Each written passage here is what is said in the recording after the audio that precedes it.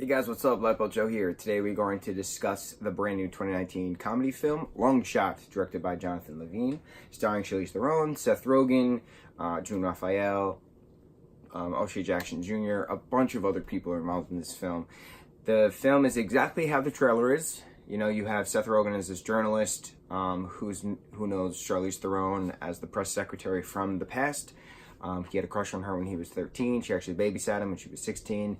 They, have a brief little history together. He kisses her when he's 13, makes his move. Doesn't work out quite right. And then time goes on, and he's the journalist, and she's the, secretary of the state. And the film opens up with Seth doing a piece on neo-Nazis, and he's getting a swastika tattoo while he's busted for being a journalist. So he has half a swastika on his arm. And it's a comedy piece throughout the entire film, that it becomes a stick figure and et cetera, et cetera. That opening was perfect. He falls out the window. Perfect, right? This film is 2 hours and 5 minutes long. It did not have to be 2 hours and 5 minutes long. If it was an hour 40, I can see it.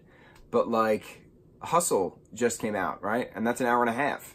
I'm about to see that soon. Cannot wait to see an hour and a half comedy. It's going to be awesome, I'm hoping, because of the two leading ladies, as awesome as they are. But it's an hour and a half. Short, quick, to the point. The only comedy film that I've seen actually work being 2 hours long is 2015's Spy. Paul Feig's 2015 Spy with Melissa McCarthy, Jude Law, Allison Janney, Jason Statham, plethora of other people are in this film. Rose Byrne, but that is the only comedy film over 2 hours that I've seen that works, because it's comedy but action. This Long Shot was over 2 hours, and most of the movie didn't have to be there. There was a lot of moments you're watching these characters interact, and you're like, okay, that was just straight up improv. Like they just kept it in. But I was like, you could have cut that scene. Like, you didn't need that whole scene. Just boom, boom, boom, boom, boom.